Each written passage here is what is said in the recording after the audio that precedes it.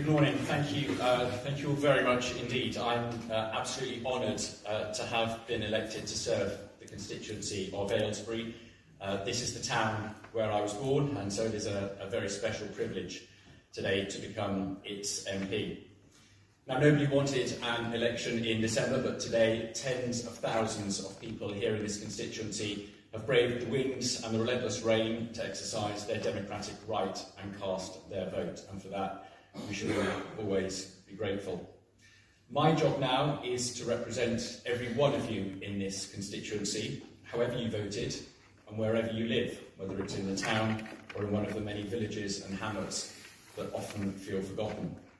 I will do my best to ensure that you all feel that your voices are heard at Westminster in the months and years to come. You've entrusted me with a duty that I will strive to fulfil with values of responsibility, accountability and integrity. I have many thank yous to make: the acting returning officer, the presiding officers and poll clerks at all the polling stations around the constituency, and all of you counting here tonight through the night. Thank you very much indeed. Thank you to the police, to my agent at Aylesbury Conservative Association, Sarah Scroat.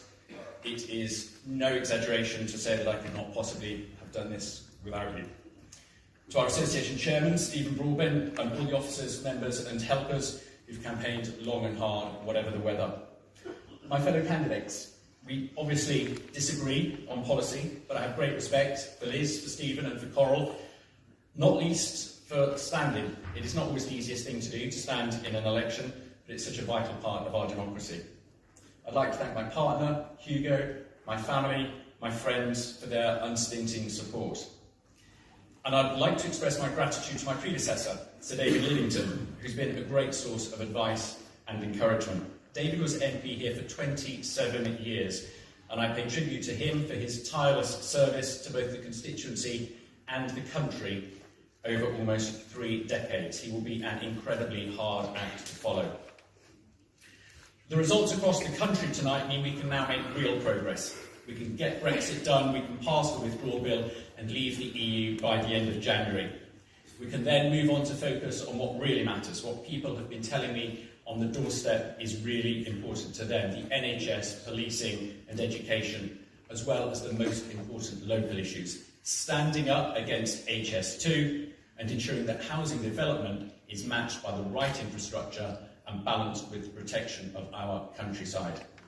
We now have a unique opportunity to unleash Aylesbury's potential for this and future generations. So to close, I make this simple promise to everybody in the Aylesbury constituency: you are my #1 priority, and I will work relentlessly for you here and at Westminster. Thank you.